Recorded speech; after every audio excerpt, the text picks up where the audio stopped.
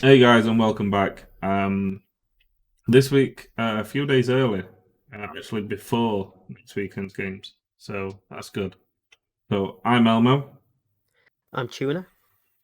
Yeah, so we're going to be taking a look at last weekend's games again. Not as many goals as there was the week before, but just as much to talk about with quite a few controversial decisions and happenings. So we are going to be changing things over the next couple of weeks. We are just kind of finding a footing and finding what works. Um, we're going to be splitting it into two different videos. So we're going to have one video where we talk about last week's games, and then we're going to have a separate video which is going to have the predictions and the awards, our graph of the week and everything like that. So obviously it makes the videos not as long, and the videos are going to be going out on different days as well. So, like I say, we'll see how that works. If you've got any suggestions or ideas, anything that you want us to see, or anything that you think we can improve, by all means, leave it in the comments below. We'll always accept feedback. After all, we're just giving this a go. We're just trying it. So let's start with the first game of last weekend. Brighton versus Man United. Yeah, just kicked us off with a controversy straight away. Yeah, Man Got to United 3-2 win in the 99th minute. sets the tone. The goal technically after the final minute, but we should get on to that. Yeah, It started with a penalty. it did. Brighton started off really well. They post a couple of times in the first 15 minutes. Yeah, Trossard twice, both with shots from outside the box. Yep. Both off the outside of the post, either post, but a couple of inches either side, and it's probably nettling in the bottom corner. So the, And the then yeah, so the first goal was as you say, it was a penalty. Um, was this one this was Fernandez Lamptey? trippier Lamptey. Yeah.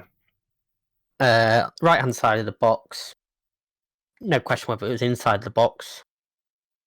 Yeah. Lamptey. It's that It, second week in a row he's won a penalty now, so similar sort of position as well. mm, A play that we've had a lot of praise for, especially last week.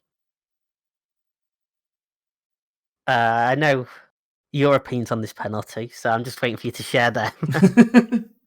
I mean, there was a few of these over the weekend, and I just think it's soft. And I'm not just saying it because it went against me. Like I say, it happened a couple of times this weekend, and I'll be saying the same thing about them. Um, I just don't get how a player jumping in front of a player that's running, when that player doesn't even make a challenge, can just go down and then it's a straight away penalty without any consideration for the defending player. He didn't make a tackle. He didn't make a challenge. Lamptey is fast, pacey, and he ran in front of Bruno, and then went down. If you run in front of somebody, whether it's just in the streets or if you're running, no athletics or anything like that, if you run in front of them while they're running, you're going to be going down. But it doesn't mean that the other person did anything wrong. Not necessarily, but this has always been a penalty. You see many times over the years where someone's cut across a defender and defenders tried to jump out of the way and clip their heels and they've gone down. Thiago last week on Werner, similar one.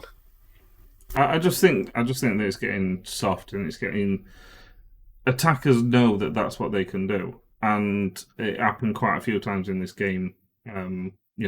Once they got that first penalty, it happened quite a few times with again throughout the week. It happened where players was jumping in front of defending players and then going down and expecting a penalty. And surely we need to be looking at that, or the rest need to be looking at that and going, well, actually, I mean, if you didn't jump in front of the player, the defending player can't just like move his legs out of the way that quickly, especially when you're running. So if the defending player doesn't make a challenge or kick out at him, if there's no way for us to get his legs out of the way, surely we need to be going, well, actually, no, that's not a penalty. That's just my thing. That's my feelings, and obviously, we're starting off against my team, so a lot of people see that as me being salty. But And then the actual penalty itself, a little Panenka chip down the middle.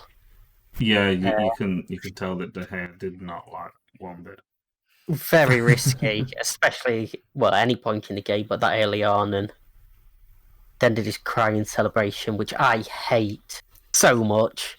Yeah, it's the worst celebration in football, and I expect people to end up doing it to me now because I've said that. Yep, submit them on Twitter. We've actually got a new Twitter, so I'll link that Twitter down below. Just tag Tuna in it. Yeah, so then it went 1-0, and then United got a chance as well. The other side, with what's gone down as an own goal. Yeah, it was a tough one to really see who exactly it came off of. Even watching the replay. Yeah, obviously it was Duncan, Maguire, and it could have come off on both at the same time. To be fair, it's very, very tough to make a judgment. Obviously, the awards panel has gone with their own goal. It's a free kick that came in from Fernandes, and I don't know who it was who knocked it back across, but Maguire's there, 3 yards out to just, it wasn't Maguire, obviously stabbing it home apparently, but it went into the back of the net either way. Scrappy goal. Yeah, and it definitely it boosted Man United, but it obviously woke Brighton up as well. I mean, this was one of the goals that I had an issue with. Said similar to last week with Chris Wood. I'm not sure how he wasn't checked for a foul. It was 2 hands on the defender and a definite moving the defender out of the way. But at least we're being consistent. If it's not a foul against Chris Wood, it can't be one against Maguire. Excuse me, hiccups. Yeah. Obviously, United had 2 goals disallowed as well for offside, both correct decisions. Was it Rashford with both of them as well? I think it was actually, yeah. Yeah. He was looking good. He was looking on fire. He did have a pretty good game. Obviously, there was. No, actually, one of them was Greenwood. The first one was Greenwood. Oh yeah. Brighton hit the post another 3 times in this game to take it up to 5 in total. Yeah, so the first that's the highest amount of. No team has hit the woodwork more than 5 times in the Premier League since they started collecting that data in about 2003, 2004. So, unless you're playing Football Manager, that is. Yeah, I hit that a few times over the weekend. Yeah, so did I. And then the Rashford show started. Yeah. Quite a sublime solo goal. Yeah, I think it was a great ball by Fernandes, Bruno Fernandes. Rashford running down the wing.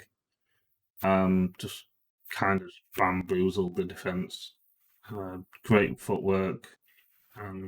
Goes to the right, then goes to the left, and you just see the defender sliding past him. You got to love seeing that. And then just slots the ball home. It was a deflection, but it was clearly going in anyway. But At one point, you wonder if he's done too much when he like sort of cuts back again, and I did, right, yeah. That Brighton get final defenders cutback, back. I thought is done too much now. But And I think if it wasn't for the deflection, the keeper probably would have saved it as well. I'm not sure. I don't think he would have done. But I mean, we won't know. But No, it's one we'll never know. Another one that came off a dunk as well. So he had quite a big hand in this game, actually. yeah, So obviously that put you 2-1 up, and I wouldn't say cruising, because Brighton still had a lot of chances. We said they've hit the woodwork a couple of times, and they definitely had opportunities. And then we kind of started going defensive, which I weren't happy about, because I think we're definitely... Because they was looking good, and we definitely needed to get a third just in case they got an equaliser. And that exact thing happened in the 95th minute. Yeah, it was a crossing from the right-hand side. A defender and I think it was Mopé going for the ball in the middle, both missed it, and it ended up coming to Solly March at the back post, who I think it sort of hit his face more than anything. It was an awkward bounce for him, but obviously with cross coming from that side, keeper can't really get across in time. I mean, poor awful defending. Was it Fernandez that let him go as well? Yeah, it was Fernandez's man. Wan-Bissaka's probably a bit too far over for where it needed to be, but yeah, it's Fernandez that lets him go there. Yeah, so that made it 2-2. There was 6 minutes of injury time. This was in the 94th minute, I think, 95th minute. Yeah, so at this point you think, well, that's it, we've rescued a point here. I mean, Brighton players, it was as if they'd won FA Cup. You know, that was a massive goal for them. You know, and it would have been the first points as well. And one of very few times I actually see time still added on for like a goal celebration and everything. United win a corner, ball comes in, Maguire heads it, and at first glance it's just headed off the line. Yeah, I didn't notice anything happen before then. Referee blows full time, and then Man United players surround him. Yeah, and then obviously Brighton players then surround the referee in protest of United players surrounding the referee. Yeah. I thought they were going to be a mass brawl as well with all the pushing. Yeah. Referee then holds the players on the pitch. He's obviously had a word in his ear. Hang on, we're reviewing something. So he holds the players on the pitch. Review comes in, and there's a handball by Mopé, which, sorry, Brighton fans, it's handball. Yeah, definitely. And like Superman towards the ball. So. Like we've said as well, his arm, it is his arm, and his arm was above his shoulders. Yeah. Yeah, if you go like that's definitely handball. I've been slagging off some of the penalties for handballs, but if, like you keep saying about the law is if you make yourself bigger, and it is your hand, and that's exactly what he did. It might not be what we want to see as fans of the game, but in law it's correct, and the referees are sort of bound by this. Unfortunately, we've actually had a Premier League meeting today of recording that gives them a bit more leeway, but this is still handball, even with the leeway. Yeah. And the referee shouldn't have blown for full time anyway. At that point, he was still up in the air in the penalty area. But Fernandez steps up and doesn't do his little jump. One of very few players in the Premier League you want taking a penalty. He's one of them. Yeah, and slots it on. Great penalty. I say, he didn't do his little jump at the front. It was just a nice, calm penalty. And right in the top corner. No keeper saving that at all. And 3-2 to United. We get our first 3 points of the season. And Mopé cries. For real. I just hate that celebration so much. Obviously, it wasn't great from United's point of view, especially defensively at times, but I said it last week, you're going to hear me say it multiple times over this season, all that matters at the end is the 3 points. Sure, Yeah. Brighton are so hard done by, but they had enough chances themselves. Yeah, so Man United weren't good at all. We didn't deserve that 3 points. Solskjaer said after in the interview, it was very happy, 10 out of 10 happiness for getting the 3 points, but nowhere near that for the performance. And it's good that he, even after a 3-2 win, he is still criticising the performance. I think that's exactly what we need. Still no sign of signings. We've had apparently we've had a €100 million bid rejected today for Sancho. We definitely need signings. Moving on to the next one. Yes, Crystal Palace 1, Everton 2. So going into this, two of the unbeaten teams. One that we both had down as a pretty exciting game. I mean, it was exciting-ish. It was. There was some good football played. More controversy. It started off with Everton taking the lead in the 10th minute. Little 1-2, plays Coleman into the box, he pulls across, and Calvert-Lewin, the man who can't seem to miss too much at the moment, is there to bundle it home. It wasn't bundle home, it was a nice goal, but I just don't like him, so... good movement from Everton. I mean, you can't knock the football at the moment. They're not playing that bad. No, they are playing good football. Obviously, Carlo Ancelotti's made a massive difference to them. Yeah. Normally, in past years, if they'd made a good start, which is something that they're not normally known for too much, you'd still expect them to drop off. But with Carlo, that's not going to happen. Just one of the best managers in the world. And yeah, Everton looked good. Obviously, they started really well with the goal. 16 minutes later, though, Palace were level.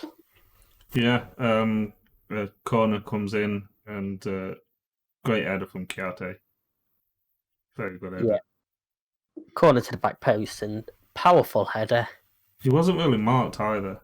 I think we are seeing from a lot of teams, we are seeing a lot of poor defending. Yeah, I mean, he started at the back post and then moved away from the goal, really. So that just for me makes the header a lot more technically harder, because obviously you're moving away from goal, you still got to get the power and direction on it. Left Pickford with no chance, and obviously Everton wasn't expecting him to come off the post, really. They had two players there, but neither of them challenging. Yeah. And they won't be happy with that, and again, Carlo definitely won't be happy with that at all. There was also an handball check from the VAR. Was it the Palace defender? Obviously went to move his arm out of the way behind his back, and but in doing that, he also went forward like that, and the ball hit his arm. They didn't give handball, which I think was the correct decision. Yeah, I think it was Joel Ward, weren't it? He leant towards the ball, but for me, it's not making his body bigger. No, like I say, he was putting his arm out of the way. It's not handball at all. And then the same player was involved in another one, and this one was just farcical. It's never a penalty for me at all. No, so the ball got headed down onto his arm, onto his hand, and it wasn't by his side. It was a little bit out, but I just think he wasn't. He didn't move his arm into it. He literally stood there like that, as if he was ready. Yeah, I mean, anyone that's ever defended knows your natural position as a defender. Ball's headed towards him, obviously it hits his arm as he's turning. Anyway, so obviously his arm throws out a little bit, and yeah, it was reviewed. Referee went and looked at it and gave the penalty. No idea how it was a penalty. Completely baffles me. And yeah, Richarlison steps up, and fires the penalty home. His first goal of the season, I believe. I can't even think who scored for Everton now, apart from Calvert-Lewin. He seems to have scored them all. But I think that both teams actually played well. I don't think any team stood out to deserve the 3 points. I think Palace was unlucky. Yeah, it's not a good one to have a decision like that settle the game. Unfortunately, both teams had plenty of chances. Calvert-Lewin had another great chance from a corner, pretty much unmarked for him as well, and he managed to fire it wide. With a interesting sort of volley. It came off the bottom of his foot. Yeah, I mean, obviously Palace are a good team. We've said this all season long, and I don't think this loss will affect them too much. I mean, they didn't have another shot on target after the goal. No, I think it was just they were just unlucky at the end of the day. I think they definitely deserved a point at least. Yeah, Palace haven't beat Everton at home in 10 matches now, so we probably should have guessed how this was going to go. It's one of them where Palace won't be too fussed about the defeat at all. Everton obviously very happy with a win, takes them unbeaten, 9 out of 9 points. Yeah, I mean, obviously Roy Hodgson will have a lot to take out of that game, and he'll try and drill that into Palace, but it's just a shame that we're talking about the handball decision. Yeah, I mean, Palace have got Chelsea next, and obviously, after seeing Chelsea last weekend, well, the weekend we're going to come up to them. Palace will be up for that. They'll be up for getting back on winning ways again. So that'll be interesting. Yeah. And Everton have got Brighton, and we've said that Brighton have played well both games. They deserved at least a point, if not 3 points against us. So they've been unlucky. Yeah, Palace have got a week's rest. They're not in the Carabao Cup. Tottenham are playing Chelsea the day of recording in the Carabao Cup, so it'll be interesting to see what teams get put out there. Obviously, we don't want to talk too much about the Cup, but another farcical decision to exclude Leyton Orient, in my eyes. Yeah. I mean, it's strange that, they cancelled the game due to health reasons, blah, blah, blah. West Ham went ahead when Moyes and two of their players were positive. Yep. Obviously, Leyton Orient have missed a weekend game as well. While on the subject of the virus, we've obviously had 10 confirmed cases this week in the Premier League. Today, again, as of recording, they had a Premier League meeting to decide how the season was going to end, should it be suspended. We've not had any reports of what's happened there yet, so we can't bring any of that. But there is a lot of cases spiking up again. Yeah, obviously, today it was announced that Thiago of Liverpool, he's tested positive. The other 9, we don't know if the other 9 include David Moyes and 2 West Ham players. It does also include staff, so it could be staff and manager and that. There were a few thousand people tested overall, weren't there? So, I mean, it's still small numbers. It's still small numbers in general, isn't it? It's high numbers for being tested positive, but the other figure is still low. But we just don't know what's going to happen. And obviously, when the league got postponed for 3 months, 4 months, however long it was, we just don't know what's going to happen. And we've only just started. So let's talk about the Chelsea game against West Brom. 3-3. What a game this was. In some ways, it's got to feel kind of good in the change room for Chelsea, being 3-0 down and getting a last-minute equaliser. Obviously, you've rescued a point, but then when you look at it, West Brom haven't been great.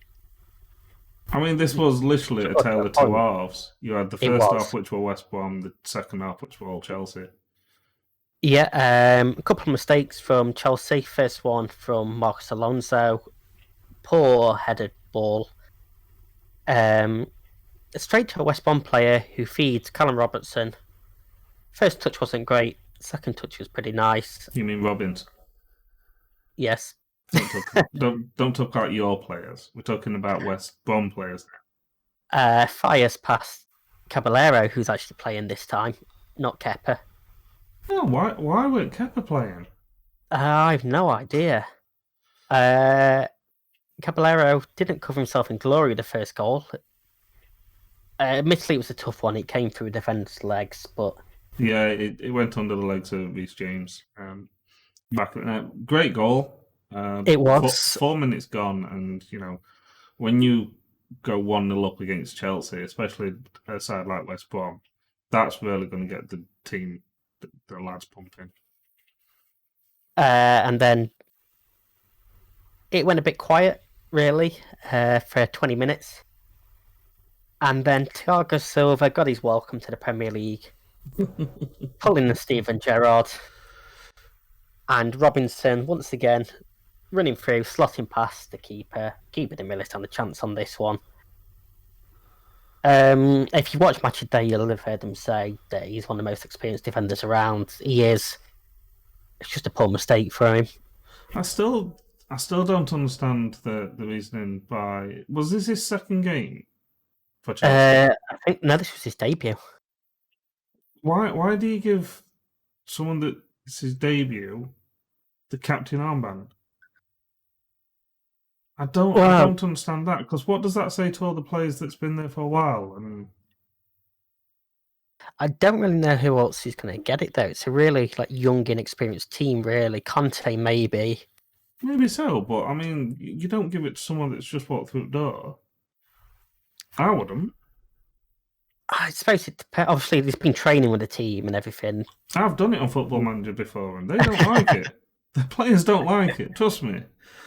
He could have been a leader in training and everything. Obviously, we don't know what's happened behind closed doors. He didn't lead by example really here. No. Obviously, it's a big difference between the French league and the English league. He is getting on a bit, so his legs maybe aren't there for his recovery pace, but I still think it'll be a decent signing for them, especially on the free. But Robinson picks up his mistake and makes it 2-0 again. Yep. 25 minutes ago and you're 2-0 up against Chelsea. That's his feel third Premier League goal and all three against Chelsea. Wow. The first one was for Sheffield United last season. 2 minutes later, corner comes in, flicked on, and Bartley is free at the back post to tap home. Yeah, again, an easy free header from the corner. Yeah, both headers. It's happening. The header and the tap in. It's happening in quite a few games, so it just seems like no teams bother about defending properly. Yeah, the flick on from Furlong, he came from outside of the box. Obviously, nobody had picked him up. To the back post where Alonso had left his man. James wasn't aware. Bartley almost missed it. It wasn't the most convincing finish, but at the end of the day, went into the back of the net, and yeah, West Brom were 3-0 up, and you think at this point, almost untouchable. Yeah, and obviously, this is a real test for Lampard. Obviously, Lampard's going to be proper tested this season. He's had money to spend during the summer, as you can call it, summer transfer. So there's going to be a lot of pressure on him, and for you to go 3-0 down against West Brom, that's where this is where true managers need to show their grit. And he must have done something at half time. He must have said something really well. Yeah, because Chelsea came out with a vengeance. I can't remember the Chelsea player, but he did an interview after the match and said they were really deflated, and Lampard picked him up, and obviously this isn't done. We can still go out and get something here. And yeah, 10 minutes into the second half, and it was 3-1. Yeah, Mason Mount with a great shot. It was a nice little touch and turn. From outside the box. And one of their new players, Havertz, setting up the second goal, really. Yeah, substitute as well, Hudson-Odoi. Little Again, a decent player. 1-2. Obviously, a player that turned down Bayern Munich last season. I still don't understand that, but I don't really, but obviously he's coming up with a goal here for Chelsea. Lovely little finish to slot into the bottom corner, like I say, after a 1-2 with Havertz. And this is with 20 minutes left, and obviously at this point you think, well, then Chelsea probably going to go on and win this now. The board goes up for stoppage time, and that's when you think West Brom could do this. And then there was a ball put into the box. It was chested down by Havertz, I think it was. Flicked on to Mason Mount, who had a shot. It was saved, parried out to Abraham to tap in the 93rd minute. It was reviewed for a handball against Havertz. And this is one where the change of the law this season has made a difference. Last season, this would have been disallowed. But this season, because it's hit his hand, defenders tried to clear it, there's been a shot, and then the tap in. It's not an immediate setup to the goal, so the goal stood. Like I said earlier on, Chelsea happy to come from 3-0 down. Yeah, pushed by Werner, which wasn't looked at. It was a little subtle one, but for me, enough to move the defender out of the way. First point for West Brom, which will obviously be a boost for them. Again, on the flip side, they'll be disappointed to have conceded 3 after being 3-0 up. But yeah, Lampard can't be happy. Over £200 million spent. 1 win, 1 draw, 1 defeat. No, and this is where the pressure's on for him. From a manager that can't really do no wrong to a player that can't do no wrong in Danny Ings, scoring the only goal in a 1-0 win over Burnley for Southampton. He had a good season last season.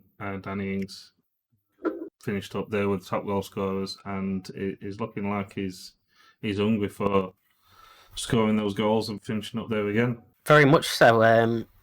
Southampton haven't been too bad. Obviously, the defeat last week would have played on them a little bit. It was a very interesting goal, this one. We had to look at it a couple of times to figure out whether it's an own goal or Ings' goal. Yeah. Ball played into the channel and pulled back across by Adams. And it was Ings who sort of scuffed it almost off his toe, and it looped over the defender and into the goal. It looked like a pretty nice finish, to be fair. But yeah, Burnley will be disappointed to concede a goal like that. Dyche especially, considering they were like a physical, defensive sort of side, really. No offence to them, obviously it works for them. They got Europe a couple of years ago. But yeah, cracking finish for Danny Ings. Yeah, Southampton's got to love him right now. He's doing great things at Southampton. He's showing that, fair enough, he had quite a few injuries, but it is showing that if he got more chances, more opportunities, and less injuries at Liverpool, maybe he could have been doing this at Liverpool as well. Yeah, I mean, it's a player that I always liked when he was playing for us, and it's really good to see him doing well. And like you say, he's staying injury-free, which is the key bit for him. Euros at the end of the season, he's got to be in the squad at the moment. Obviously, it's still very early in this season, but going off last season and so far this season, at the moment, you've got no option but to take him for me. To another English striker who hasn't played for England, but Chris Wood. Obviously, last week he had the goal, which we spoke about earlier, the little moving the defender out of the way. This time he decided to take a flop. He got pushed over very, very easily, and obviously the last couple of weeks I've heavily criticised soft penalties, and the way he went down, without him jumping, the amount of pressure on the push, what it looked like, obviously I didn't feel it, I wasn't there, but it kind of looked like the Bamford penalty, where it was just jumping and he got a little touch in the back. He went to push, there was a touch in the back, and he went over and Leeds got a penalty. And this kind of looked the same, and I was just so glad to see that it wasn't given. because it would have been a very soft penalty and very harsh. The difference for me with this one was my general rule of thumb when I'm on the football pitch refereeing was there's no extension of the arm. It was literally like that on his back the whole way through. There was no... and for a lad as big as Chris Wood, it's embarrassing, really. Dyche is obviously one of them that is very much against simulation. He'll always call his players out for it, and I can't imagine he was too thrilled with Wood after.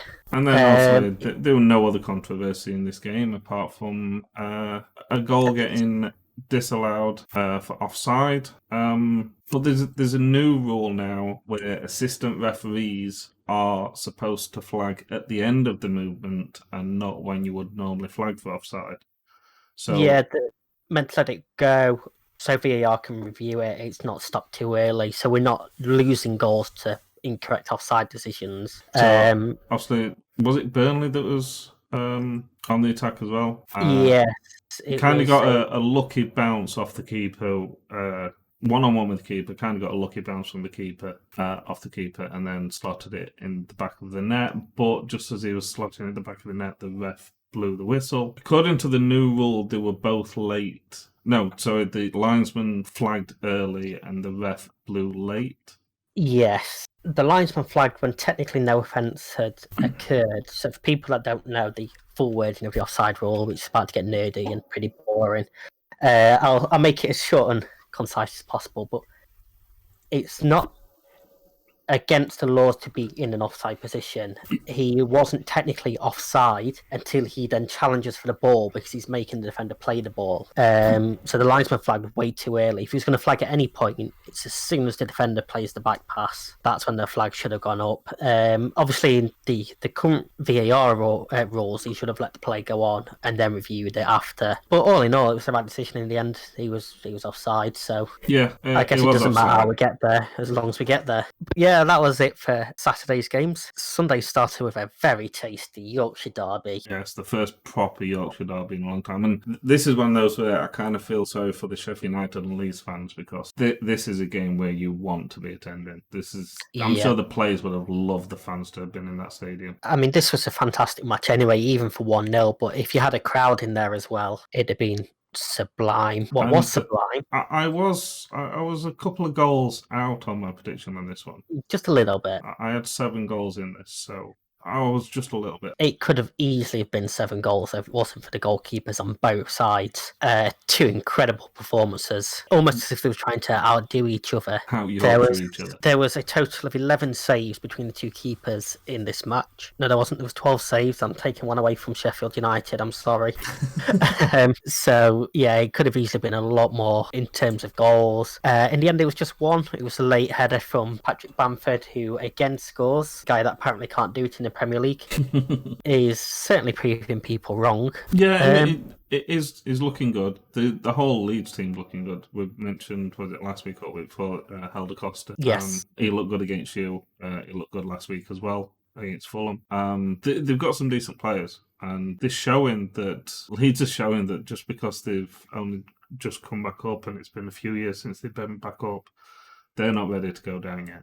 They're here to stay for a good few years. I mean, if you offer Leeds fans at the start of the season 6 points from your first 3 games, they'd have bitten your hands off, I'm sure. Especially when you tell them they've also scored 3 and pushed the champions all the way as well. Yeah, definitely. They'd have been absolutely thrilled. Obviously, this leaves Sheffield United bottom of the table without scoring a goal. It was, again, only for a fantastic performance by Meslier that stopped that from happening. There was one in particular where he was one-on-one with a striker and had to pull off a fantastic reflex save. Leeds had chances as well. They had one where he rounded the keeper and I think it was Basham just managed to get back and sort his feet out and clear the ball from off the line. He could have very easily have tripped up and knocked into his own goal. The goal itself came from a cross from the left-hand side and Bamford almost scuffed his header. He headed it into the ground. It caught the keeper out. The keeper dived the wrong way in the end, so it was a relatively simple goal.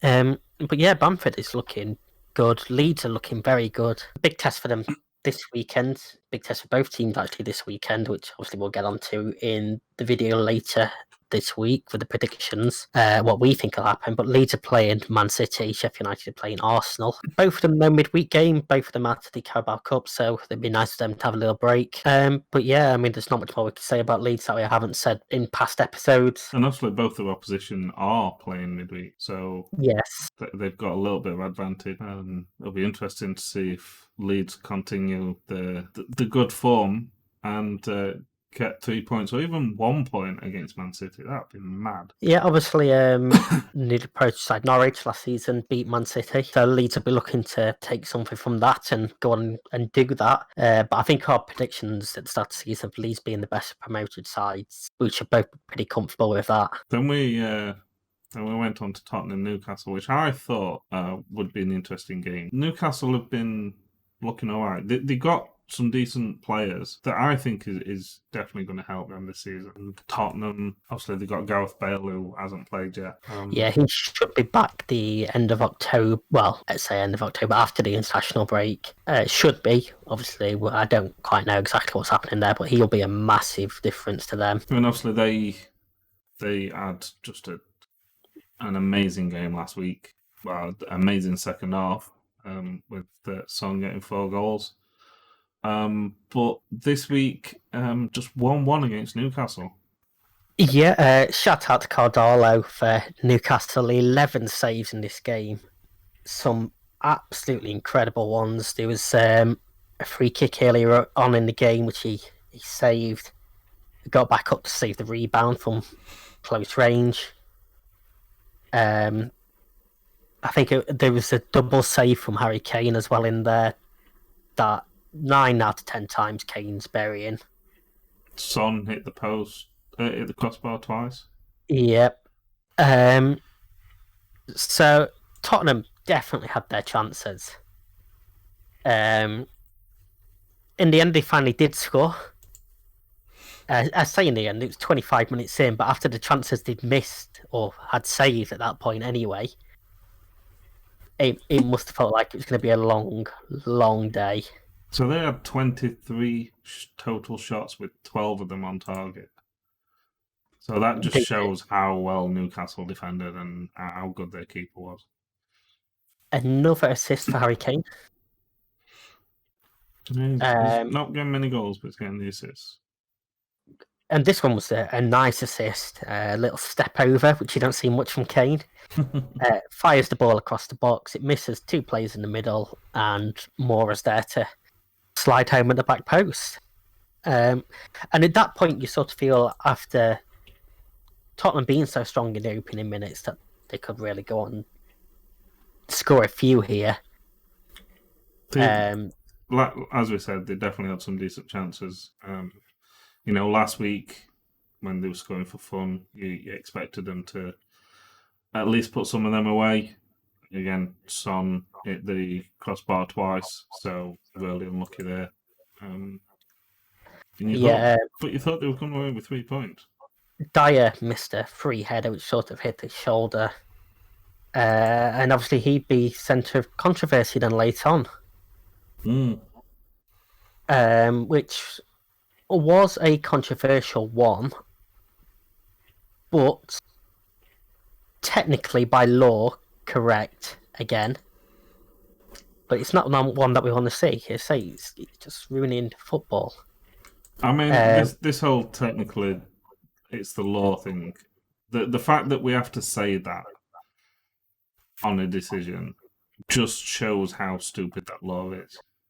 Yeah, so I'm purely saying that just so people understand that it's not the referees. The referees are literally doing their jobs. There was a check for offside. Carroll heads the ball. Dyer's arm comes up. He did have a little push in the back.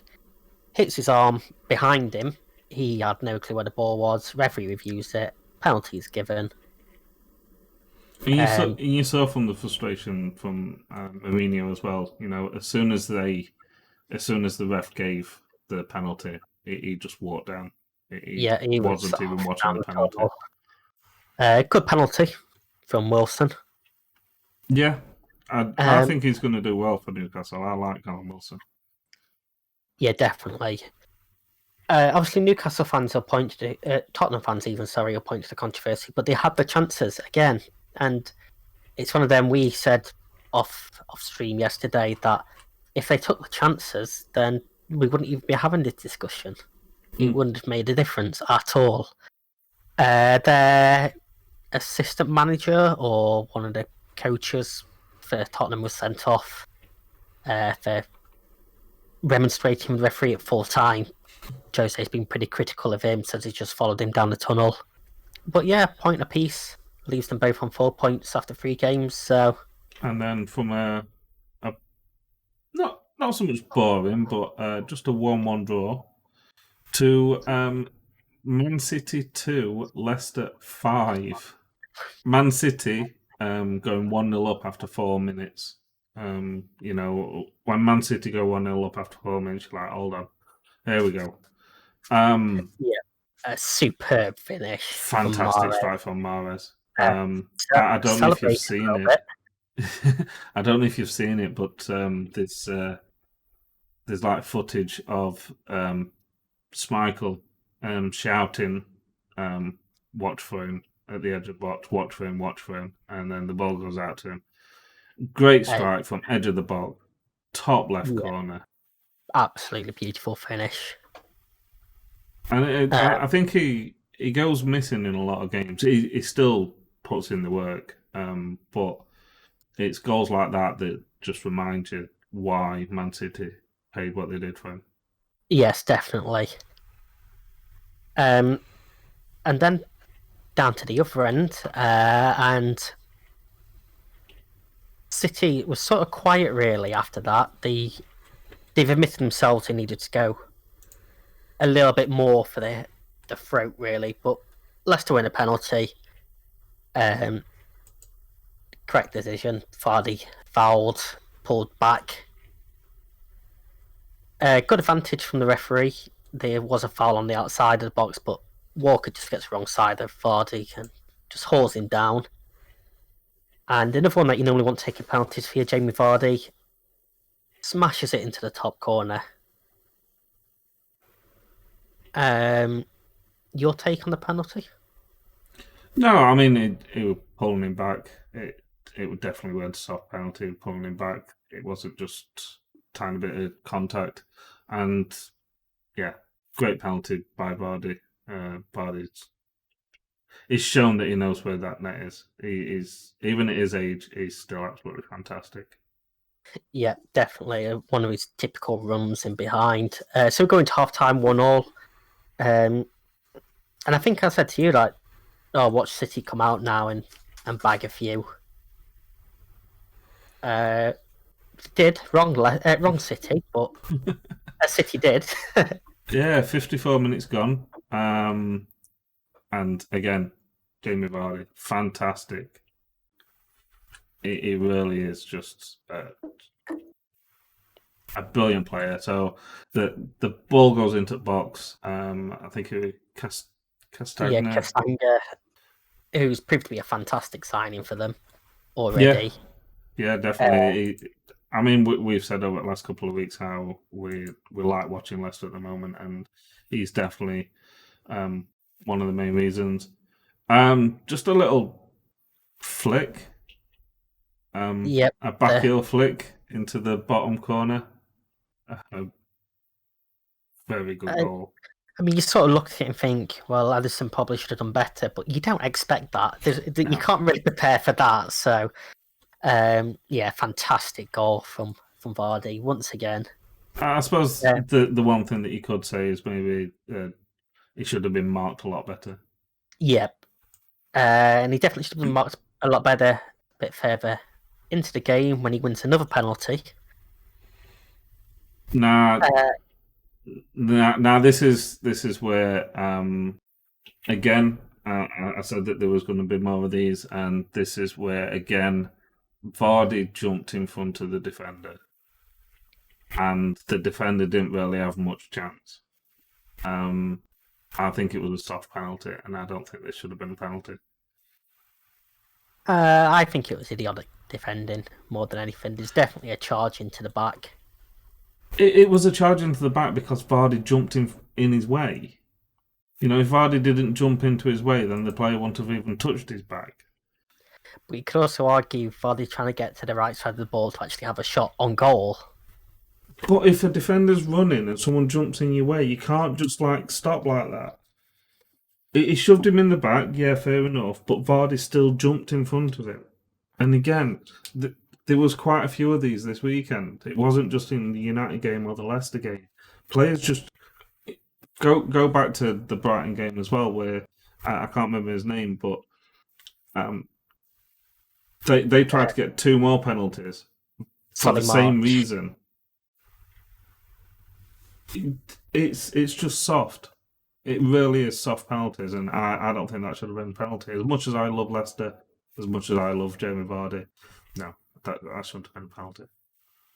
So if he wins top goal scorer by 1 point, I'm not letting you win the top score predictions this season. That's fine. That's fine. He's going to win it by more than 1 goal, but sent his penalty the opposite side this time. Edison got close to it, but another great penalty. Completes his hat trick. And 5 goals from 5 shots for Vardy so far this season. So he's looking good. I mean, I thought he was a bit. He played really well, obviously, when they won the league, and then he kind of went quiet for a season. But then last season he got the Golden Boot, and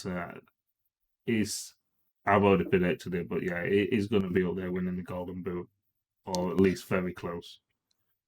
Yeah, I mean, he's one striker that will get into virtually any team in the Premier League. Yeah. Dare I say virtually any team in the world. I'm really surprised that none of the big European clubs have gone in for him. Maybe it's because of his age, but I'm not putting him on the same par as Zlatan. But you know, Zlatan can walk into any club and look at his age. So Vardy's showing that he can score the goals for him. He can score. He can win the Golden Boot. So at his age, so I don't see why he wouldn't be able to do it in La Liga or Bundesliga or anything like that. One player that Vardy reminds me of in the Premier League is James Milner. He seems like the sort of player that can stay. You're trying to say he's boring? Whoa. Milner is fantastic. He's boring. He's boring. But sort of he can stay on top of his fitness and stay fit. That's the key thing for older players, is staying fit. And you sort of think both them players and Zlatan can still play for many more years. I mean, we're talking as if Vardy's like a really old man. He's only 33, but obviously in football terms, yeah, it's definitely the twilight of your career there. His story is obviously fantastic. Yeah. From non-league to Premier League winner to top scorer in the Premier League. What a guy. That put Leicester 3-1 ahead. And then Maddison. What a player. What a goal. Yeah. Just gets the ball. And there's no one closing him down. He's got so much time to... Yep. You can see him eyeing it up as well. And a great strike.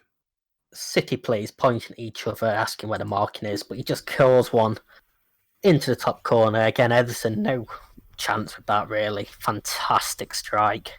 Yeah.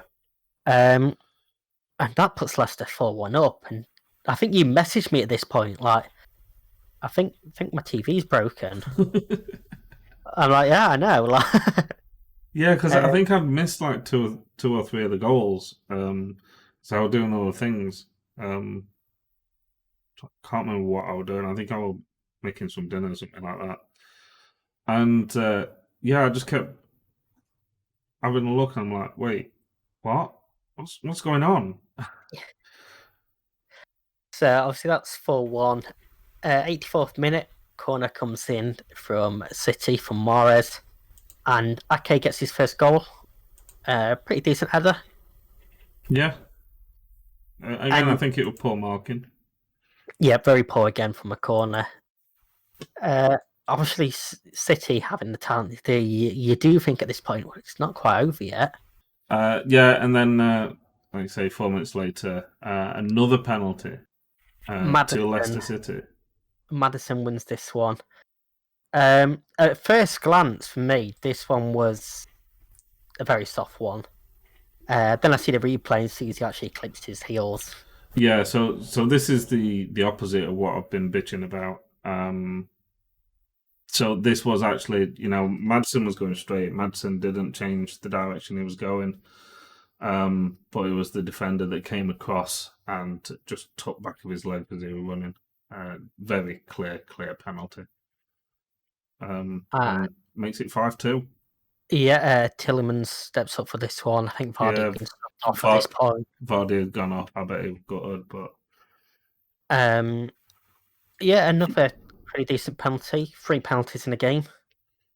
I like how Vardy is in the interviews after the game as well, because I think the reporter said something like 3 goals for you, an hat-trick, how did that feel? And he doesn't take the glory. He says, it were 3 goals, but I think more important it's the goals coming from all over the pitch, and more importantly 3 points. And I like that about Vardy.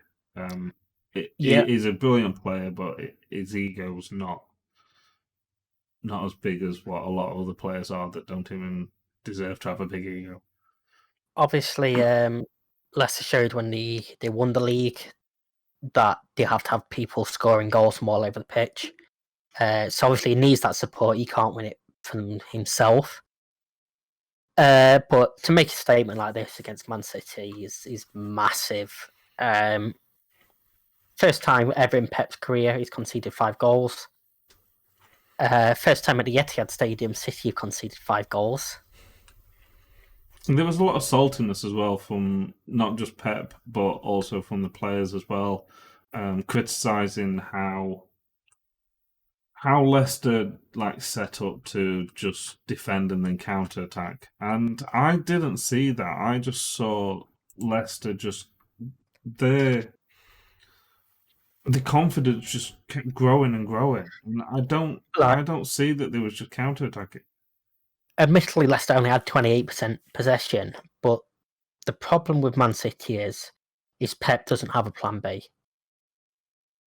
It's all right having all this possession, but he just knocked the ball around. There's let's say, no disrespect to Leicester. Leicester played absolutely brilliant, and we've said that they've been playing well all season so far, all 3 games. But Man City just looked really, really poor. And for a team that every year they are one of the names to be predicting to win the league, and last season they lost it by so many. Obviously, there were no one else championing Liverpool as well.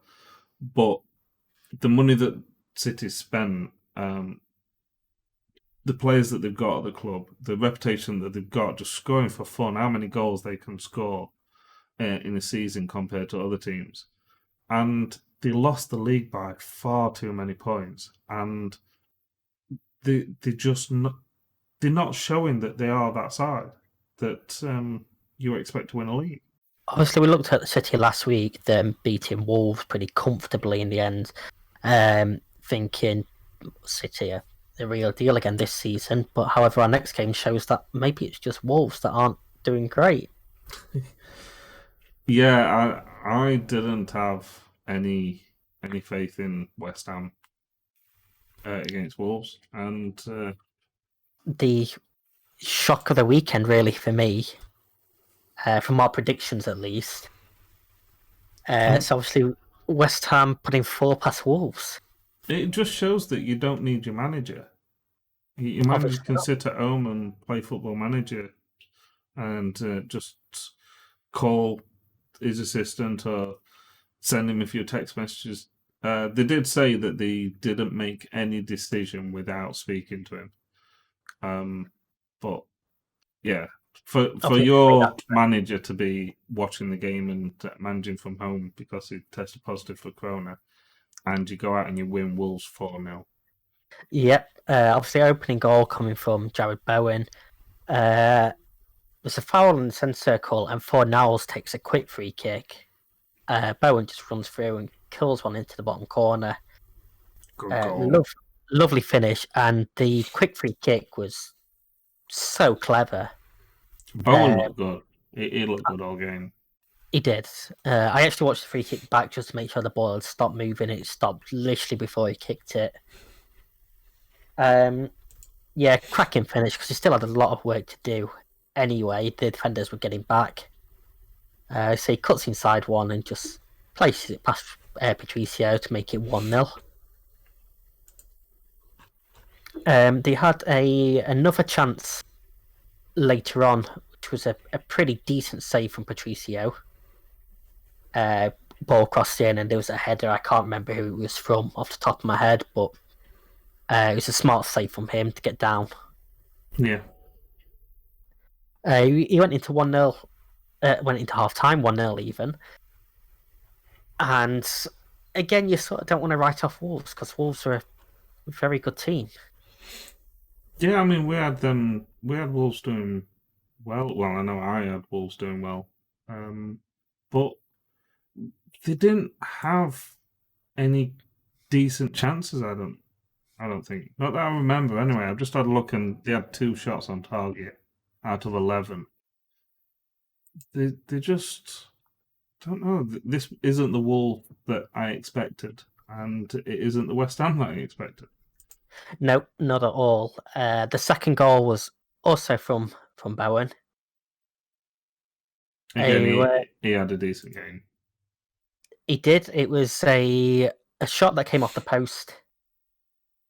Fell back to him for a tapping pretty much, but he just reacted better than the defenders. It was a pretty nice shot originally. Unlucky to have not gone in from 4-0s. But yeah, just following up as you want all your strikers to do, really. Yeah. And that made it 2-0, and you sort of realised then on that this could be, the outcome.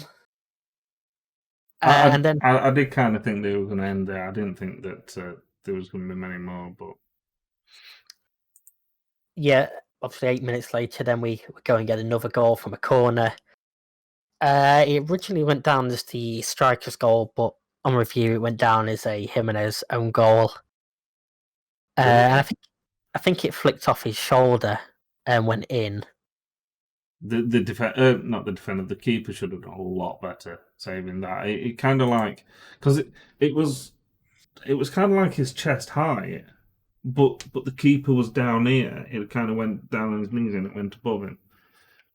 The keeper should have done a lot better, but it was still a great corner, a great header as well. Yes, it's a tough one. Potentially, had it not gone in, there might have been a penalty for handball. Who knows? Mm. And obviously, at that point, you don't see Wolves getting back into it at all. And then West Ham just round it off. 93rd minute, cross comes in from Masuaku, and Haller heads one into the ground and past the keeper again. He was just so calm though. He didn't even jump or like that. He just waited for it to drop over the keeper and just went boom. Once again, atrocious defending. And West Ham were sublime in this game. Yeah, I mean, can they keep going like this though?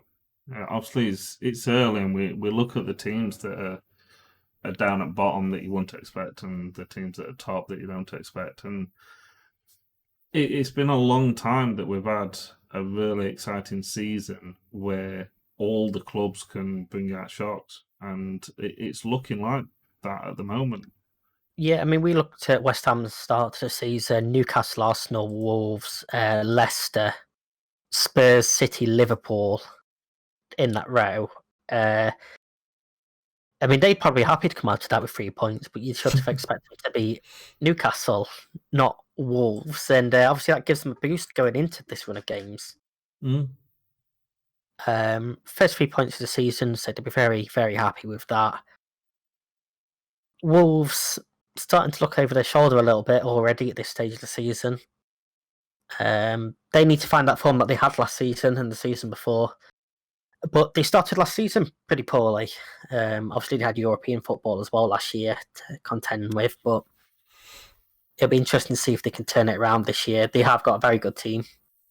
Yeah, we've got plenty of decent individuals, and the team works there. Again, just like Man City, maybe this was just an off day. Um, I know also they lost against Man City as well last week, but I think after 3 games and 4 teams have only played 2 games, I think it is very early, and it'll be interesting to see if the teams like West Ham see where they are in a couple of weeks, see what results have come in for them. Yeah, another team that doing better than we expected, Aston Villa. Yeah, Pretty early goal for Grealish. Cracking ball over the top, lovely run and a great finish for him. There's not much we can say about Grealish that we haven't said again already. Yep, it was McGinn with the ball over the top who had a sublime game. 2 assists. There's a clip floating about on Twitter of him doing a little pirouette past someone. He's just a fantastic game for him. I mean, we didn't really expect much. Okay, I didn't expect much from Fulham this week. You had Fulham to win. I just thought that after they scored 3 goals against Leeds, I know they still lost, and I don't really rate Villa. I just thought they'd do a lot better, but maybe I should just give up on predictions. Well, after 15 minutes, it was 2-0. It's Grealish's ball in, and McGinn actually gets a little touch just to lay off to Houhan, who scores. So, maybe not so much a proper assist, but they all count. Good finish from him to slot it into the corner again. Keeper stood no chance really with that. Again, Grealish looking very dangerous. No matter where he pops up on the pitch, he's obviously got that freedom to roam. Yeah, and he's definitely Villa's key player. We've spoke about Palace last season, where Zaha was their key player, and I think anytime you think Villa at the moment, you think Grealish is performing really well, is providing the goals and the assists, and I think it boosts the players just with the morale as well. Fulham had their chances. Mitrovic had a fair few headers. It just wasn't his day. But Mings scored just after half-time. A free kick comes in and nobody goes with him, really. And he just manages to get there. Keeper score comes out and he just stabs it home.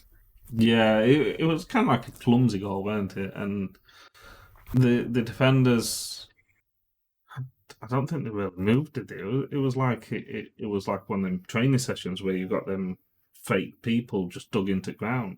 There was just very little movement at all. No real idea what the keeper was doing coming for that tee, because for me it was still too far out for him to be coming for.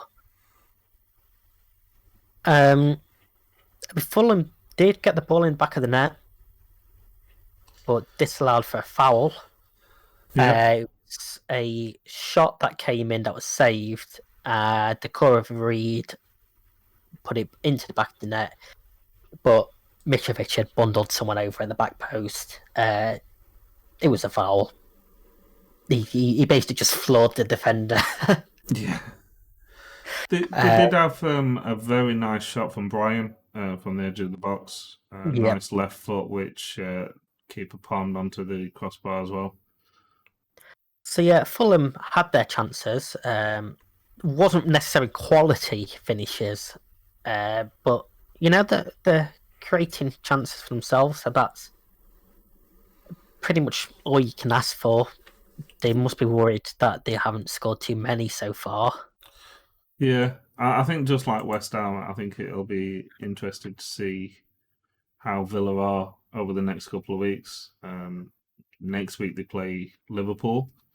Yeah. So that's going to be a test. But Villa are the only team who hasn't conceded a goal this season yet. I know they've only played 2, but the fact that they've played 2 games won them both, not conceded any, and they're in the top 4. Yeah, obviously saved a penalty last week. One of 4 still 100% teams. And yeah, you say they're looking pretty good so far. That's football, and as we say, it's still very early on in the season. There's plenty of time for the change. They had a decent start last year as well, and then struggled. I mean, we are only 3 points behind Villa, down in 14th. Just putting that out there with the same amount of games. So yeah, obviously at this stage of the season, you lose one, you can drop 10 places easily. It's far too early, and it's just weird. Yeah, obviously every fan sort of looks at the table at this stage, and I imagine Leicester fans would be singing about being top of the league should they be in grounds. Yeah, and I think another team that would have been looking at the league, and I know there was plenty of noise about them being unbeaten, was Arsenal before this weekend. Yep. Who, the final game was Liverpool 3, Arsenal 1. So that's Arsenal's unbeaten record so far this season gone. Yeah, obviously we spoke last week a lot about Arsenal. A few shots at Arsenal. They obviously took the lead in this game. There was a shot from the edge of the area, first of all, from Liverpool. Alexander-Arnold that deflected up onto the crossbar. And for me, at that stage, you sort of think it's going to be one of them days. Against a team like Arsenal. It's then a counter-attack. Lacazette played the ball out wide. Crosses the ball in. I can't think who crossed it in. I think it was Saka. And Van Dijk, what an assist. Van Dijk takes a swing at the ball and misses it. It hits Van Dijk making a mistake. Oh, it was more Robertson's mistake than Van Dijk's. I mean, it went past Van Dijk. He swing and a miss. So yeah, but his leg was at full extent. It was too far away. Loops up off of Robertson to Lacazette, who then also scuffs his shot, and it just loops over the keeper. It was just one of the scruffiest goals you see all season, but it ends up in the back of the net either way. Yeah. I know that there was, and I don't know your opinion on this, but there was a lot of talk from the Arsenal fans about a potential red card for Mane in the first 5-10 minutes. There was a forearm to the face. Again, you might think I'm biased being a Liverpool fan, but for me, yellow card is the correct decision. A lot of referees that I know that aren't Liverpool fans also think a yellow card's the correct decision. The general opinion was he's bracing for impact. Obviously, Mane's a relatively small player. Normally, his forearms in someone's chest there, trying to hold him off, but Tierney obviously relatively small as well. Crouching down as a defender does. Yeah, for me, it's not violent conduct, and there's not enough there to be serious foul play. He didn't particularly swing his elbow. Yeah. Also, the reason why I brought that up is obviously not long after the Lacazette goal, Mane scores. Good advantage from the referee. I was screaming for a free kick. Yeah. Salah skips past the defender, has a shot. It's palmed out for Mane to tap in. So obviously the incident with the play on, I can't remember who it was who got brought down, but it was David Luiz basically clotheslining Keita. That's it. Yeah, it was Keita. So obviously David Luiz being David Luiz pulled down Keita, and obviously the linesman waving. You know, he saw a bad challenge. But the ref played on, and Salah gets the ball across. Poor defending again. I think I've said that quite a few times tonight. And Mane just slots it home. That's where Salah's at his most dangerous. Once he gets past that defender and into the box, you can't touch him. And obviously, it wasn't. It was a cross, but it wasn't a cross. It was a shot where the keeper palmed it to Mane. It was on the back post unmarked. Yeah, yeah, you expect most players to score that anyway. Yeah.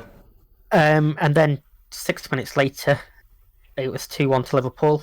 Fullback to fullback, Alexander-Arnold's cross coming in. Robertson, unmarked, completely at the back post. Freedom of Anfield, chests it down, and knocks it past the keeper. I originally didn't celebrate this because I wondered if there was a handball in there, but it was stomach more than anything.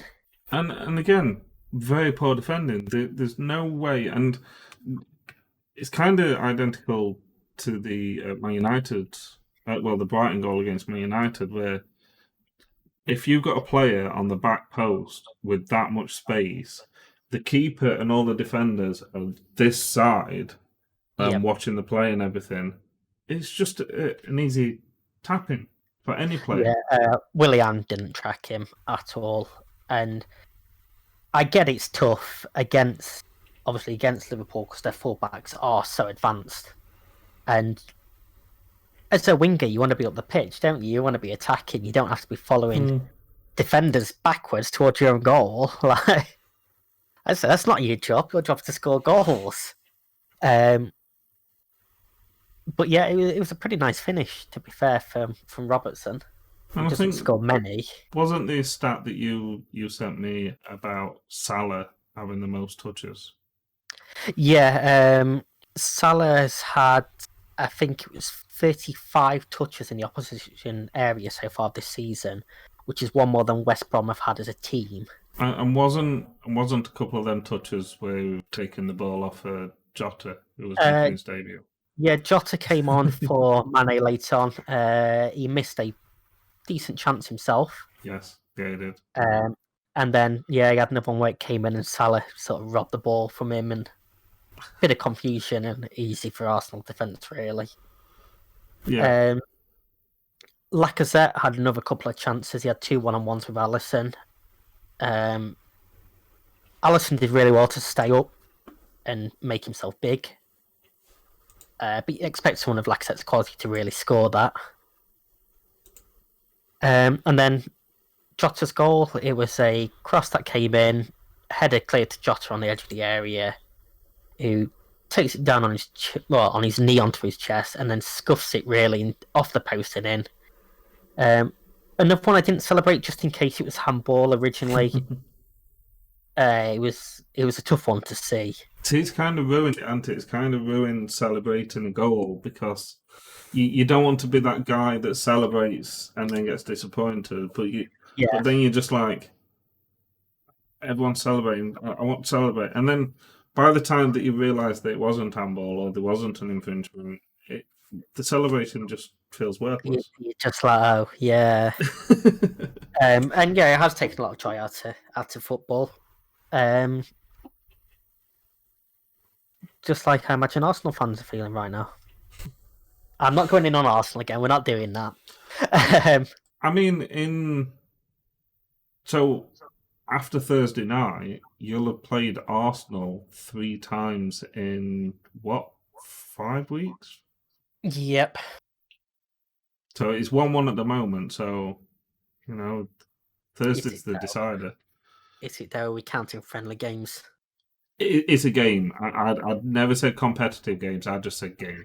Okay. Obviously interesting to see what teams get thrown out for the Carabao Cup from everyone really this week, just because there's that many fixtures coming thick and fast. Yeah, and obviously you've got a tough game on Sunday against Villa, who's in top 4.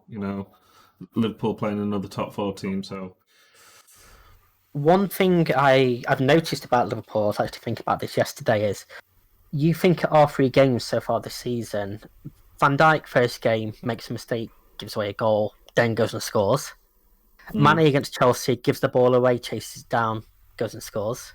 Robertson in this game makes a mistake, goes down the other end and scores. That's surely got to be worrying for opposition teams, knowing that at the moment players that are making mistakes are scoring for us as well. But isn't that worrying for Liverpool fans, the fact that there's been a big mistake every single game so far? It doesn't But matter the Mane, fact that they go ahead and score. If Mane's the wasn't a opposition particularly big team, mistake, was it? It no, was giving but the ball away. But if the opposition score two more than one mistake that your player makes, then I mean, sure, it's worrying that we're making mistakes, but obviously that mentality from the team is what we saw a lot of last season. As I said earlier on, Liverpool find a way to win. It's I don't think you're looking good. we I didn't mean, for you getting the wins. Granted, obviously we talked about you against Leeds, and both teams' defense didn't turn up at all. Um, last week, who was it who you played last week? Chelsea with a red card. Chelsea. So obviously, yeah, there was the red card. There was the Kepa mistake. You got a 2-0 win. You got your 3 points against Chelsea, who is obviously a team that you see as a top six. But I don't think the performance were there. And we spoke about that being a boring game, and you called it a tactical game. And then this game, you was a lot better than what Arsenal was. I think Arsenal only had 4 shots on target, or 4 shots completely. Yeah, Um, 4 in total. yeah, so you got the win, but are you happy with how your team is performing? Are you happy with the performances? Um, to be honest, yes. I mean, you look at the last 2 weeks, and Arsenal sort of set up similar to Chelsea in like very defensive sort of formation. Yeah, yeah, I noticed And that. obviously, it's tough in them sort of games. Um, obviously, Klopp was thrilled with this performance. He had a bit of an argument with Roy Keane after the game.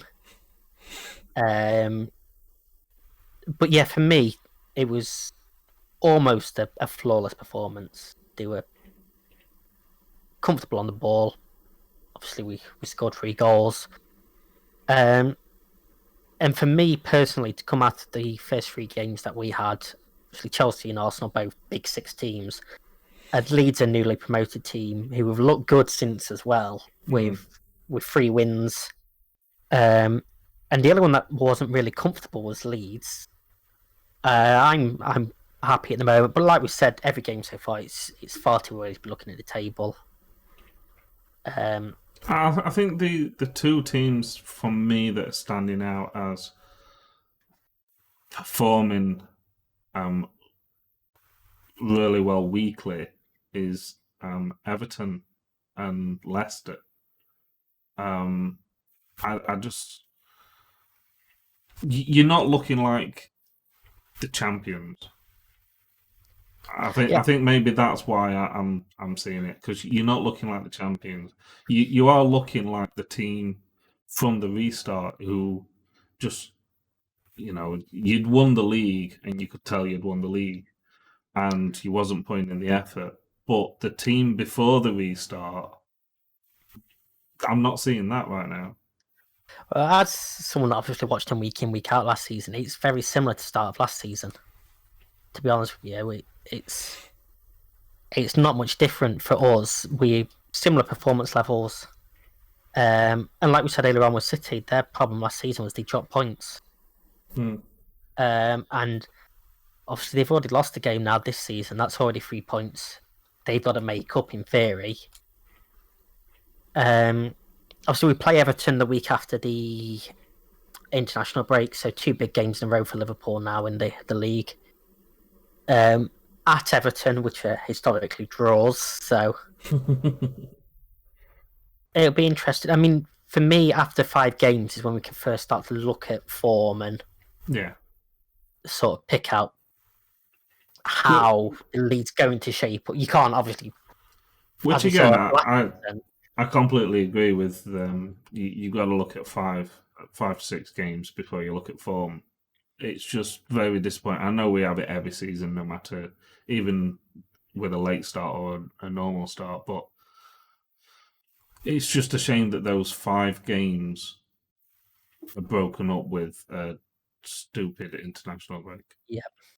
I don't think we should be having this international break.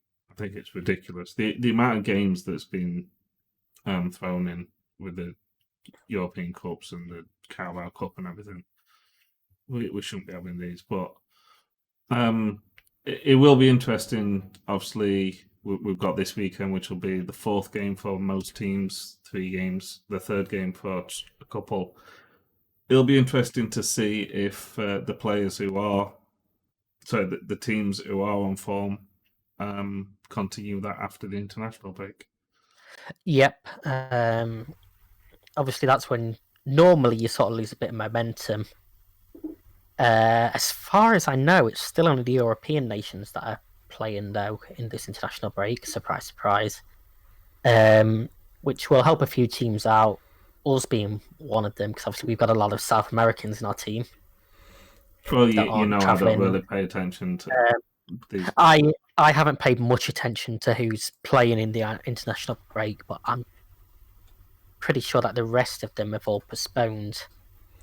But what we can do now is we could take a look at the league table, which is it's interesting. So you got Leicester at the top, 3 wins out of 3. Obviously joint top with Liverpool and Everton. And then Villa, who is 100%, but they've only played 2 games. Again, Leicester's just looking good. They've scored 12 goals, conceded 4. Yeah, only team in double figure goals so far. Yeah, so it'll be interesting to see if they're still up there after the international break, if they can continue the form that they've got. Obviously, Aston Villa not conceding yet is a big plus for them. Yeah. Then another 3 teams on 6 points behind them. One of them being Leeds United, one of the new boys. Arsenal, Palace, and Leeds. And then down at the bottom, we predicted Fulham to not do very well. They're rock bottom with -7 goal difference. So that's not helping them.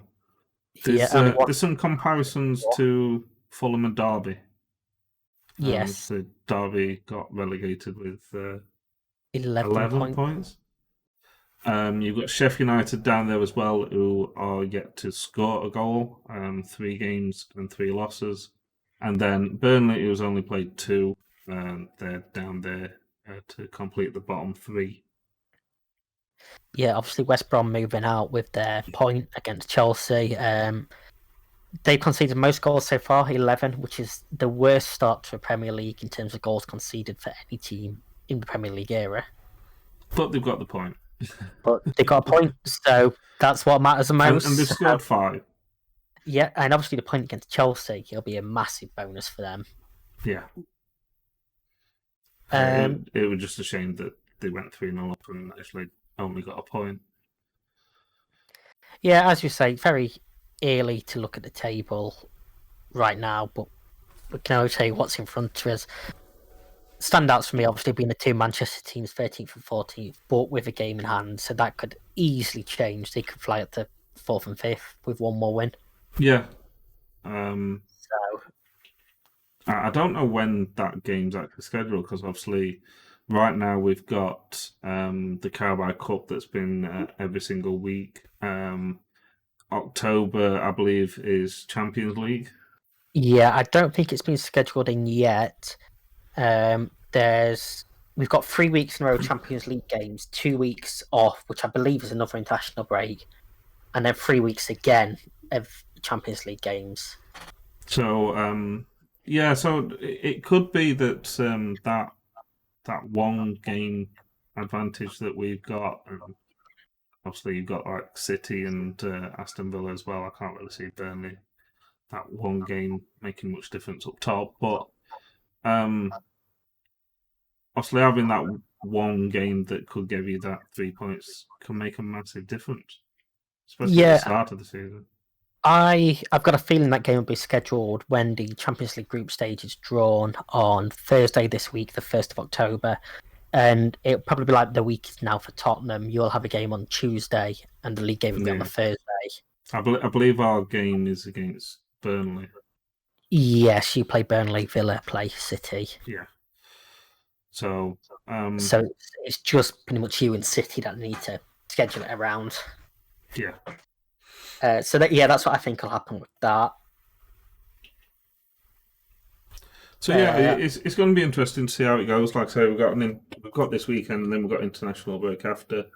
How the 4 games, the 3-4 games after the international break, how much difference do you think this will be? Yeah, What team? Go on. There's a lot of games coming thick and fast now, and then straight after the international break, you say the bigger teams have got European games coming in as well. As we said, that's going to give a massive bonus to Everton, who are going to have weeks in between games. Yeah. Whereas Leicester, Liverpool, Arsenal, City, United, Chelsea are all playing European football, possibly Tottenham. Yeah, absolutely. Tottenham play in their qualifier on Thursday. Yep. So against Maccabi Haifa. Yeah, so I mean, if they go out on Thursday, then the potential that could help them. You know, especially when they got Bale to boost them in the Premier League. So it's definitely going to be interesting to see what happens with them. Yeah, obviously, this weekend coming up should be another fun weekend, as they have been so far. One thing I did say in the last video was I was going to look at home wins after lockdown in last season, because we've had a lot of away wins so far this season. 17 away wins this season, 9 home wins and 2 draws. However, last season after lockdown, there was only 29 away wins and 45 home wins. So it is something that's specific to this season. The amount of away wins is not the lack of fans, as I speculated last week, really. So yeah, I just thought that was an interesting one to bring up. We'll have to see if that continues then. Yeah, I mean, obviously, overall, since no fans have been in the stadium, there's been 52 home wins and 46 away wins with 22 draws. So it's probably more evenly spread. There's less draws than you probably expect. Yeah, definitely. And it doesn't seem like home advantage is as big, but there is still some benefit by the looks of it at the moment. You know, only 2 draws. Yeah, only 2 draws so far this season from 28 games. That's good. And the amount of goals as well, like I say. 104 goals in them 28 games, which is an average of 3.71 per game so far. Sheffield United scored none of them. United scored none of them. Aston Villa conceded none of them. 20 penalties so far, 18 scored, 2 missed. Yeah, we won't talk about that. Missed is harsh, they've saved. And only 4 red cards so far. And 1 penalty retake. Yes. That I haven't included that in the overall penalty count. I'm not sour about that at all. So we're definitely seeing a lot more goals across all of Europe's big 5 leagues. We saw a start of yesterday. England is the highest in terms of average goals per game so far. And yeah, an average of 2.17 for the away team and only 1.6 for the home team. So it should be an interesting one. Yeah, definitely. So we'll see how this weekend goes then. So like I say, I'm splitting the videos up. So the predictions video, as well as our goal, game, team, and gaff of the week, is going to be on a separate video. So if you want to check that out, please subscribe. Please hit that bell for notifications. If you want to watch our previous videos as well, please do so. Please share it out on social medias, and in the comments, just let us know what you think about this season so far. Who you think is going to stay up there, who you think is going to drop, who you think is currently down at the bottom and is going to work their way back up. And also please let us know down below on social media how you feel about this format of video as well. Do you prefer them being split? Would you rather them together? Yeah, is there anything that is there anything that you wanting us to add into the videos or anything like that? I don't think we've got really in time for any extra videos at the moment, but we have got plans for extra videos further down the line. And Yeah, there's definitely going to be some Football Manager ones coming very soon. yeah, we've got plans for content during the international break. You say we've got some Football Manager ones. We're going to be doing a European one, talking about Champions League and Europa League. Mainly focusing on the English teams, obviously, because that's what we're doing, a Premier League podcast. But yeah, you've got all that to come. Like you say, any ideas, let us know. There's going to be international breaks throughout the season. Season could potentially stop. We need content for that time, so... Yeah, obviously, like I say, 10 people's been tested positive in the latest round of Premier League testing. The names haven't been released yet, but with the numbers growing on how many is being tested positive, it's not looking good. Obviously, they've cancelled any fan testing going back into the stadiums as well. Yeah. So, how far will we get into this season?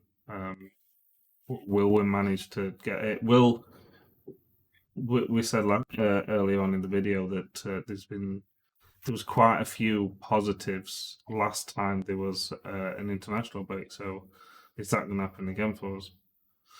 Yeah, I was just trying to see if we'd had any update on the Premier League meeting today, but I've not seen anything come out yet. So we'll have to wait and see. You'll probably know by the time this video comes up what was agreed there. So yeah, I'll drop our new Twitter link down below. Please go and follow us on there. Talk to us on there. We will be tweeting out as we're watching the game. We will be tweeting out some stats. Yeah, that one's the unbiased view. You can find us on our own personal social medias, also down there for our biased views. I don't really tweet that much about my biased views, to be honest with you. You retweet a fair bit. Yeah. Like Man United stats and things like that, so. But still, follow us anyway. Yeah, check us out, guys, and again, check out the predictions video, which we are recording this on Tuesday. I'm hoping to have it up on Thursday, if not Friday. So if you like the new way that we're doing this, please let us know. If you don't like it, let us know. If you don't care, let us know. Hit that like button. I don't usually ask for people to hit the like button on the YouTube videos. Obviously, I cover a couple of channels at the moment, and I don't really ask for it. So hit that like button. Help us get seen more. It does help us get out there, and the more we get out there, more people that are watching us will help us bring better content to you guys. I might replace Tuna if we get lots of likes. Yeah, hopefully. Then I can chill and not have to watch all this ridiculous football that's happening. Right. Love you guys. Take care. I'm not saying bye, I'm just going to wave.